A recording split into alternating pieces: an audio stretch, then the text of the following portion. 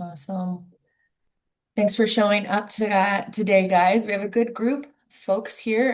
I still see some more coming in, so thanks. We took a month off in July. We always do kind of like a rest and reset where we don't program, we don't do any of our meetings, we don't hold our monthly meeting, and just take time to reflect, plan, and prepare for the next 6 months of the year. So we have some speakers that we've been waiting for to get out to talk about some important topics, some important items for the collective that we've been holding on to. So it's good to see all of you. I think I've seen many of you throughout the month, throughout July or earlier this month at the summit. But we got a two-part meeting, so we're going to first hear um, from Rachel and from California Housing Partners. She's going to talk to us a little bit about clean energy opportunities for the IE and affordable housing.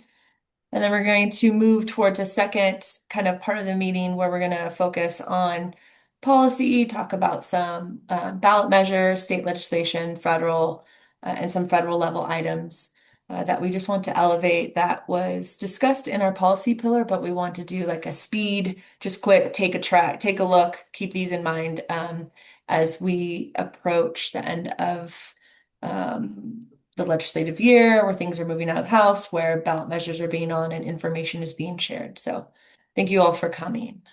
So we're going to get started and we should be able to share. So Jacqueline, are you able to share? Okay, go ahead. So thank you, Rachel, for coming. We're excited to hear the information on clean energy that you're going to bring to us. So if you guys have questions, go ahead and drop them in the chat.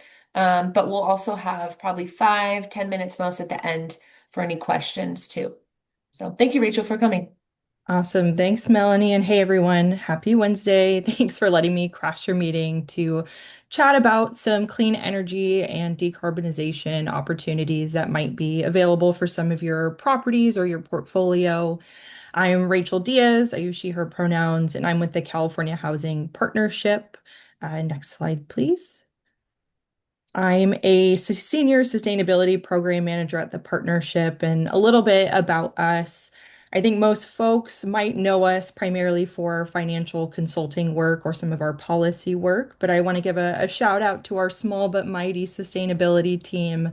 We're a group of five, and we really work on providing technical assistance around building decarbonization, electrification, how to make these projects happen specifically for multifamily affordable housing. And we are also a part of a few of these clean energy or decarbonization incentive program teams as well. So I'll be talking a little bit more about our work, but wanted to give that context of who I am and kind of the perspective I'm coming from. Next slide. So today I'm just going to be spending a few moments talking about a little bit more about electrification, why we're talking about it, what to focus on, and specifically how to fund it, what resources are out there that might be available for your organization, your portfolios. So just to go ahead and start off with that context setting around electrification, when we talk about electrification, we're specifically looking at the conversion of building systems, moving away from gas equipment to electric equipment. It's kind of a broad, all-encompassing term. We tend to also use that to refer to energy efficiency measures and kind of supplemental technologies that further support it, like solar or battery storage as well. But why it matters is at the state level, building code is moving towards all electric design, at least on the new construction front. In some jurisdictions, a lot of them primarily up north also have some pretty in-depth reach codes where they're requiring kind of the switch to electric technologies. In some cases, like in the Bay Area Air Management District, they're working on a proposal to ban gas water heaters, both in unit and large scale. That'll go into effect, I think, in 2030, but there's been similar proposals with South Coast Air Quality Management District as well. So ultimately, the industry is shifting to thinking about electrification a little bit more holistically. And I just wanted to flag that there are definitely a lot of resources out there that can help fund this work. I know that electrification sometimes is thought of as a hassle. Maybe some organizations aren't pursuing this for all building types, maybe, focusing on new construction rather than integrating that into your existing buildings and rehabs. But there are ways to circumvent and supplement those out-of-pocket costs with, funding, and this also provides potential to benefit residents, lower energy costs when you pair things with storage and solar, and it can improve air quality as well. Next slide, please. And when we talk about electrification, I do want to kind of emphasize on the importance of pairing it with things like solar and battery storage where possible. I know that in this day and age, electricity rates only seem to be going up, especially in the investor-owned utility territories. So I know there might be concerns of, do you really want to increase your electrical load if that comes with some pretty heavy or substantial cost implications? So just want to emphasize that solar is a really good opportunity to consider a strategy to help mitigate those. That increased electrical load, and it also can kind of serve as a mechanism to hedge your bets against rising utility rates as well, because in some cases, when you add solar, you're grandfathered in for a certain period of time under a certain rate or solar tariff. So there are many, many good things about having solar on site. And of course, if you add storage and you go that step further, not only is there money to help cover this, but you can add some backup power to your projects. I know a lot of IE properties have some pretty frequent emergency power shutoffs, so this can bring some building resiliency on site. And it's also kind of a technology that can help balance your load and shift load usage to more off-peak times. So it can, again, further those energy savings. So I like to think of these things in tandem with each other, both electrification, solar, and best case scenario, storage as well. Next slide. Thank you. So ultimately, again, just really want to hit home on the fact that there are plenty of funding opportunities available. I know we're sort of in a temperamental time funding wise. There's some volatility at the federal level, the states sort of positioning ourselves to protect against some of those cuts. But there are still resources at the state level with the utilities, with local implementers as well, or the regional energy networks. So again, I know electrification can come with cost premiums or considerations for how you operate these technologies long term in your properties, but there are resources to help. There's free TA to get these projects done and who can help with those long-term operations and maintenance considerations as well. And again, CHP is here to help. This is our bread and butter in terms of the sustainability team. We work on a lot of these programs directly. We're partnered with the other programs that we don't directly implement. So we're happy to point folks in the right direction and get folks connected with the information and dollars that you may need to complete this work. And in terms of the programs that we help to implement directly, I just kind of wanted to give a preview of some of these. And I'm going to split this between resources for existing buildings versus new construction. I will say the landscape, in terms of incentive funding, is really designed to serve or support existing building stock. There's not as many resources out there for the new construction side, although, there are a few that do exist. But you'll see if you look further into this or we have conversations, you're going to have a lot more options for your existing portfolio, whether that be a standalone upgrade or if you're doing a larger rehab or recapitalization. But these first three programs, like I said, are for existing buildings. The first one is the Equitable Building Decarbonization Program. This one is new and it's really exciting because it is a direct install program. Most programs out there operate on a rebate basis where there's typically some out-of-pocket costs that the programs don't cover, even if there are multiple programs layered in. Whereas EBD, it covers 100% of the eligible project costs. There is a sort of short laundry list of options available by the program, so it's not completely a comprehensive rehab offering, but it does cover things like heat pump water heaters, heat pump HVAC systems, induction cooking, electric clothes drying. There are some energy efficiency measures like lighting, appliance upgrades, as well as some building remediation incentives or electrical infrastructure upgrades that could also be bundled in. So, a few options on the table through that program, but all of this, like I said, is covered by the program. There are a suite of contractors that are contracted by the EBD teams that are all qualified. There was a competitive RFQ process to select them, many of which folks might already be working with if you have done some electrification projects. But they go out to the site, they do the installs, and all that payment is coordinated behind the scenes between EBD and the contractors directly. So you're not fronting that out-of-pocket capital to get that work done.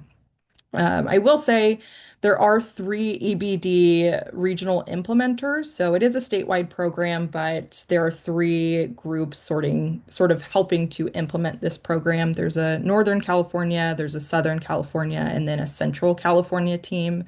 So folks on this call are going to find the SoCal team the most useful.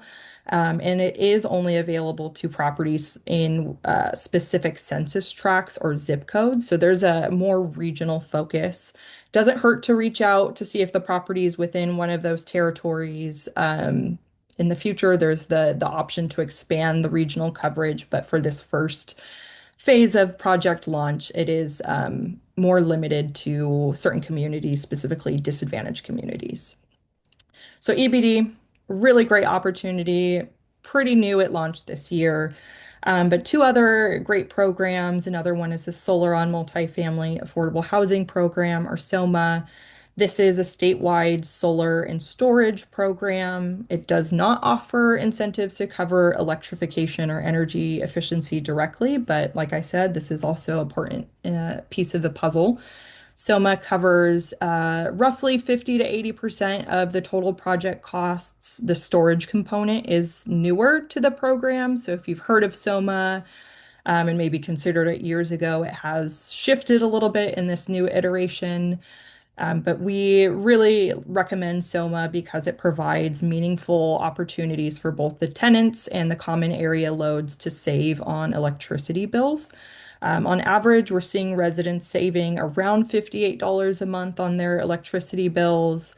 It could go further if storage is on site as well. And on the common area side, we actually just had a third-party evaluation, and they found that the common areas saving on average around $1,900 a month on energy bills. Of course, this is a variable depending on how large the system is, what the loads are, and how much of that solar system is directly benefiting either the tenant or common area load. But it really is, again, a great resource and includes free TA through every step of the way for folks that want to pursue solar slash storage.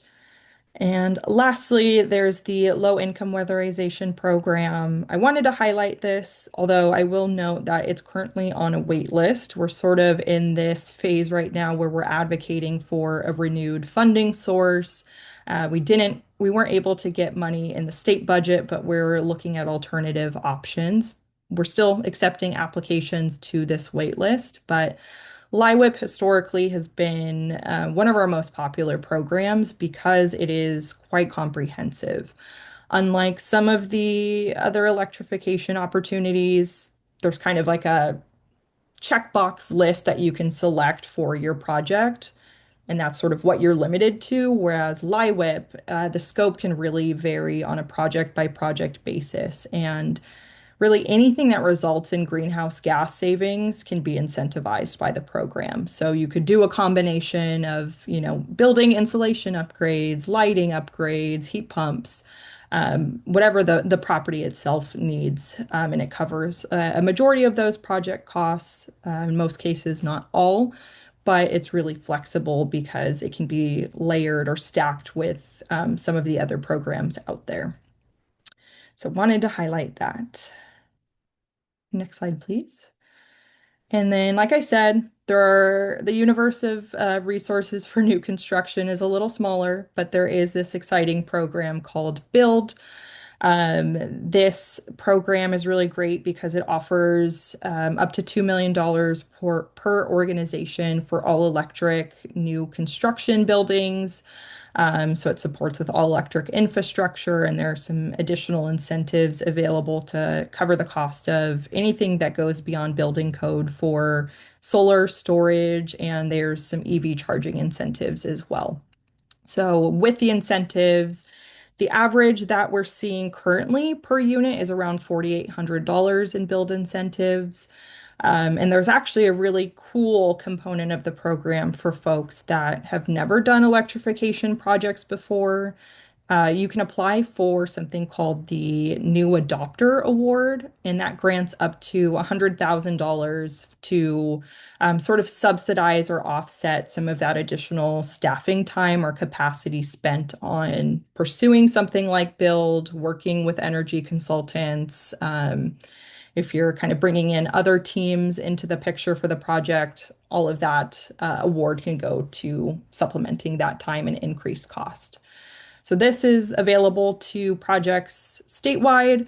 The PG&E budget's fully subscribed, but everything down south is fully open. So Southwest Gas, SoCal Gas, and San Diego Gas and Electric are all open, accepting new applications. And also, if you're not sure if you need build or want to actually apply, you can still tap into free TA if you need like design support, you don't have an energy consultant, you don't know what to do.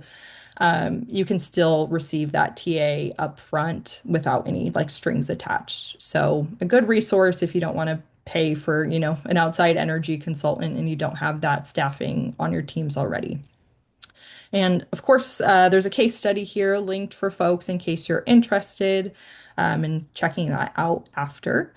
Um, but we're really excited to have some completed build projects in the queue.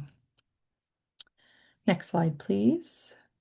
And I'm not going to cover these programs, but wanted to link a few additional resources. The ones I covered are the programs that CHP is directly supporting, a little bit more hands-on in the enrollment and TA process, but of course, there are still some additional programs out there on the state utility local side. So wanted to give folks a look at some of those resources in case you're interested. I would start with one of the programs on the other slide because they can likely layer in. And once you have a TA or one program, the layering becomes a little bit easier. But use this to your advantage. Next slide. Likewise, additional programs for new construction. There are roughly three, pretty small universe, but there's also on the right-hand side a few other resources where you can go to browse some of these programs. You can always go to like the utility single point of contact pages. SoCal Edison has a resource and a contact. So if you ever need program help, you could go directly to them. And there's also a really great website that we plug all the time called The Switch Is On. You just enter a zip code and it spits out a bunch of resources in your area. And you can filter by property type and kind of needs what you're looking for. And I just wanted to quickly highlight the SOMA program in a little bit more detail. I'm not going to go too in depth, but just wanted to highlight this because this program has a lot of money currently available and it's running through 2032. So just wanted to give a little bit more context. Like I said, SOMA is a statewide solar storage program. It is only available to deed restricted buildings in the IOU territories, so SCE. And properties do need to be individually metered. That's an important piece to flag here. Master metered buildings where the owner's paying that utility bill aren't unfortunately unable to leverage SOMA right now, but we're kind of assessing alternative ways to um, change that eligibility where we can. Next slide. And I just wanted to highlight why SOMA can be particularly useful for projects in the Inland Empire. The IE definitely has increased cooling needs in the summer. I know folks are using electricity. Apologies if you can hear the alarms or sirens behind me. But there tends to be some increased energy costs, especially in the summer. And like I said, there's also the risk of power shutoffs. So SOMA, being able to incentivize solar and storage is a really good resource to mitigate those rising electricity costs, as well as providing some backup power and building resiliency in the event of an emergency shutoff. So really recommend pursuing this as an option, just kind of seeing if SOMA or solar/storage would be feasible for your project. And I'm not going to go too in depth here, but wanted to flag that we do have a recent case study published on a project in Pomona. Apologies, this isn't a direct Inland Empire located property, but this is our most recent case study that we had available. This is a property that's owned by Holos Communities, formerly known as Clifford Beers Housing. And this project was able to kind of circumvent a lack of capital to install solar by using SOMA. They received over $130,000 to cover their system. They ultimately went with a third-party owned solar system, so they actually didn't have to pay that out-of-pocket cost. Instead, they're essentially leasing this system and paying little to nothing for every kilowatt hour that the solar system produces. So it's a really big discount compared to what the common area and the tenants are paying directly through SCE. And we're expecting it is a smaller system, relatively half the size of what we typically see in the SOMA pipeline. But residents are still expecting to save at least $25 a month, and annually, the common area is expecting to save $3,500. So there's certainly the opportunity for projects to achieve more than these savings, but this is just a good opportunity of where an owner thought this wasn't going to be a feasible scope of work, and they were able to make it happen with the help of incentives. Next slide. Also, just wanted to flag that SOMA has free TA at every step of the way if you need help with tenant education, finding a contractor, assessing solar feasibility. SOMA can help with that all. It can even help with long-term monitoring. So if your system goes down, you don't know how to solve that or what to do, we have fleet monitoring on our side to sort of help with that process, just so you don't set and forget it and never think of that performance again. So it's a really great option with a lot of these resources built in at no cost. And lastly, the last thing I wanted to highlight for SOMA is that you don't have to enroll to kind of get the sense of how SOMA might be able to help your project. We have something called a TA or technical assistance preview report. So all we need is just your property address, number of units, number of buildings, number of stories, and we can put together a preliminary analysis of solar panel placement. It can identify if there's potential shading concerns on site, and we'll be able to provide high-level insight on the estimated project costs, what your SOMA incentives might be, as well as if there's any other resources like tax credits available to bring down those out-of-pocket costs. So this is here to be a first step resource to get an idea before you commit, staff time to applying and managing an application. So our email address is listed here if you are interested, want a report for one or multiple of your properties. We're happy to help, um, but use that as a resource if you need it. Thank you. And just to kind of sum it up, if folks are interested at all in electrifying, if any of the programs piqued your interest, I just wanted to leave you all with just a few recommendations on what to do next or what options are available to you. So just general advice. A lot of times we have folks coming to us, saying, we don't know where to start, which properties might be the best fits. How do I know which ones to focus on first? We can certainly help review your portfolio.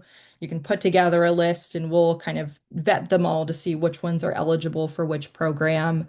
But generally, we just recommend looking at, are there any properties that you have reserves that could cover some out-of-pocket costs? Are you planning on doing an upcoming rehab or recapitalization? Those could be prime opportunities to bring in electrification and some TA to help refine that scope of work. Additionally, this is kind of a no-brainer, but if you have building systems on site that are super old or at the point of nearly equipment failure, and you're kind of replacing them on a one-off basis, you could pursue something like EBD or LIWIP to do a more comprehensive upgrade on site. So always kind of considering those properties with aging systems. And again, we can help figure out these last pieces, the funding fit. Are you in the right utility? Is it the right kind of building? We can sort of sort out that eligibility piece with you all.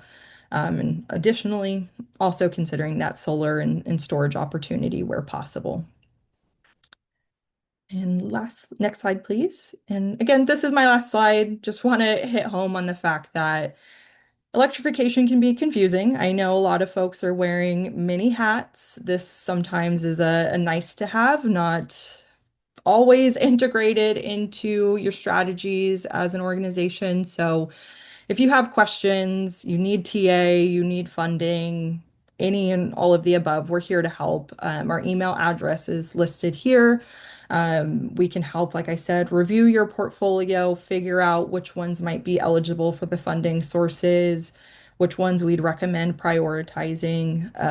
All of this is at no cost. We don't charge consulting fees for this financial or sustainability component. So email us at any time. We're happy to hop on a call. So we're a resource. And then I think on the last slide, my direct email address is listed here if folks wanted to reach out directly.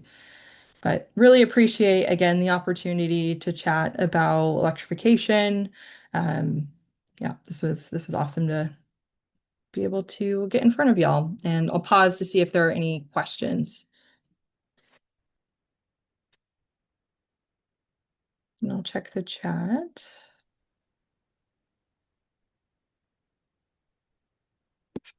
Rachel, oh, I see Michelle has her hand up, but also I was going to ask if I know you have your information here in the present many times, the sustainability email and yours. Could you guys just also leave it in the chat in case folks Of don't have something to course. write with? Because I know there's a lot of folks in this space, a lot of folks in our region who could benefit and probably want to talk to you or kind of dig in before they move forward or just need to get more information. So that would be super helpful for our group. Um, so I'll pause. Michelle, you have a question? No, this was a great presentation and overview. We actually have a developer that reached out to us that wants to do motel conversions for affordable senior housing. So this couldn't come at the right time. So we'll definitely share your information with them and have them reach out to you directly. Amazing. Yes, we would love to help. There tends to be a few options. Is this through potentially like home key? Awesome. Yes, we've This one, the one that we're working with, it'll be for the TCC grant, the Transformative Climate Community. perfect. Yes, there should be some resources available, so feel free to send my information their way. Would love to chat. Thanks for the flag. I'll turn it over to you, Jay. Yeah, a couple of questions come to mind from some of our previous discussions in other aspects of affordable housing. One is the applicability to people putting ADUs on their property, one or more of those, and if any of those would apply. And then also the longevity of the panels and the battery storage devices, what you should do as they approach the end of life, and how to plan for that. Great question. So, to start off with your first question around ADUs and potential eligibility, there might be some options on the table, specifically with EBD or potentially the build program. Build would probably be the better option if you're building new ADUs. That's available to both single family, multifamily. So there are kind of options on the table there. And if there's existing ADUs that maybe need rehab work and they were built prior to say 2020, the EBD program could potentially help because they have a similar flexible offering for single family, multifamily, mobile home manufactured housing as well. I will say generally I guess with the programs that I mentioned, they do define or they do serve multifamily housing with typically 5 units or more. Sometimes that threshold is flexible, but certainly there are still some options on the table and potentially with like more local resources or utility resources as well. And in terms of the solar lifespan and storage lifespan, um, with Soma specifically, we do have performance and warranty requirements that are built into the program. The systems that, at least that we're seeing and requiring to be built, have a minimum lifespan of 20 years, and those performance and warranty guarantees should match that length as well. So within Soma, we require more strict warranty terms that the contractors and solar developers have to abide by. General industry standard, it could be maybe 15 to over 20 years, but Soma tries to go above and beyond just to make sure that they're working in the long term and folks aren't kind of stuck without kind of O&M support long term. Thank you. And then I'll turn it over to you, Marisela. Thank you. Great information, I will say, and also how to follow up. And I think you kind of answered it right now because I was going to ask about the EBD. I know we have a fiveplex that we're looking to rehab, and I think that would be great to kind of meet offline and see how that would benefit us and at what point it would benefit us on the rehab. So looking forward to connecting with you. Thank you, Rachel. Great. Yeah, feel free to reach out. Would love to hop on a call, figure out eligibility. But that's really exciting. Would love to connect. You. Gonna check the chat. Any other Yeah. questions? I think that that was it for now. I'm going to ask just because we have a second half that we're going to transition to of the meeting also. But if folks do have questions, feel free to drop them in the chat now. And maybe you could take them offline too if it's